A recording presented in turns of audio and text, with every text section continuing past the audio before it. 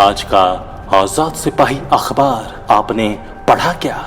पढ़ते रहिए अपना लोकप्रिय दैनिक अखबार आजाद सिपाही। कि उन्होंने पहले लॉकडाउन के पूर्व ही लोगों को एक समय दिया, पर्याप्त समय दिया कि लोग एक जगह से दूसरी जगह जा पाए, लोगों को जहां रहना है वहां से भी संसाधन के साथ लोग रहें। वो काम हम लोगों ने इसलिए नहीं किया क्योंकि हमारे माननीय प्रधानमंत्री जी को कुछ अलग हटके करने का आदत रहा। क्योंकि जब केंद्र सरकार के पास में कोई डाटा बेस ही नहीं था कि कितने करोड़ माइग्रेंट लेबरर हैं इस देश में, क्योंकि पिछले 6 वर्षों से एनओसी ने आंकड़े ही नहीं जारी किए श्रमिकों के मामले पर, तो इसलिए उनको अंदाजा नहीं लग पाया और एक ऐसा अफरा तफरी का माहौल बनाया और उस आग में सबसे पहले घी डालने का काम उत्तर प्रदेश के माननीय मुख्यमंत्री जी ने कर दिया। उन्होंने बस भेजकर कोटा से अपने बच्चों को भी बुलाया और कई प्रदेशों में बस भेजकर अपने लेबर्स को बुलाने लग गए। नतीजा ये निकला कि पूरा का पूरा देश का सिस्टम बर्बाद हो गया।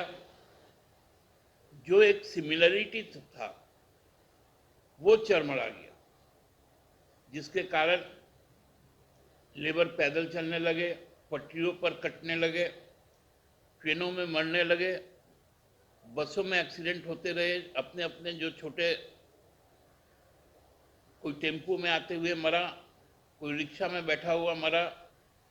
तो ये जो मरने का लगातार सिलसिला शुरू हुआ और उस सिलसिले को देखते हुए सरकार जब संक्रमण काल का ये उफान है उसमें छूट भी दे रही है और सोशल डिस्टेंसिंग का कोई मतलब भी नहीं रह गया।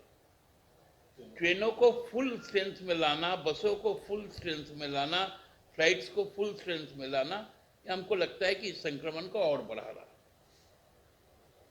दूसरा राज्य की समस्या है कि कांग्रेस जेलों में दबाव डाल के हॉर्स ट्रेडिंग को बढ़ावा दे रही। देखिए, राज्यसभा चुनाव के लिए बहुत स्पष्ट हम लोगों का है, हमको किसी को दबाव डालने की जरूरत नहीं है। हमारे पास पर्याप्त संख्या है। हमारे नेता माननीय गुरुजी बहुत कंफर्टेबली हम लोग अचीव करेंगे सीट को।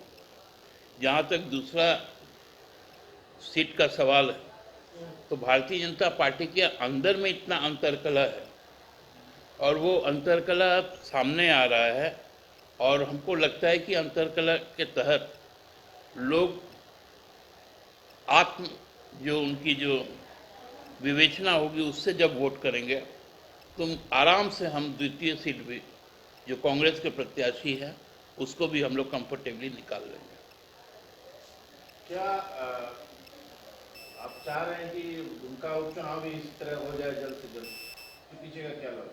अब देखिए, जब सोशल डिस्टेंसिंग का कोई सवाल ही नहीं रहा, अब सरकारी सोशल डिस्टेंसिंग का भंग कर रही है, सरकारी तंत्र ही उसको तोड़ने पर जुटी हुई है, तो क्यों एक संवैधानिक काम को पूरा ना कर लिया जाए। इसलिए हम लोग मांग करते हैं कि उसके कुछ प्रोसेस निकाले। उसके बहुत सारे प्रोसेस हो सकते हैं। एक बूथ में एक ईवीएम रहता है सामान्यतः, जहाँ यदि 16 से ज़्यादा संख्या ना हो उम्मीदवारों की, तो आप एक बूथ में आप 5 या उससे भी ज़्यादा संख्या में ईवीएम रख सकते हैं। लोगों की छोटी छोटी लाइनें लगेंगी, मतदान का समय भी लंबा कर दीजिए, करके आपको चुनाव संवैधानिक प्रोसेस को पूरा कर लेना चाहिए, ऐसा हमारे पार्टी का मानना है। इसको लेकर लोग सड़कों पे हैं, उनका भी रोजगार है, उनको भी सैलरी देना एम्प्लॉय को। नहीं, देखिए, केवल जूते और चप्पल नहीं, सैलून भी नहीं खुल रहा, स्पा भी नहीं खुल रहा, जिम भी नहीं खुल रहा।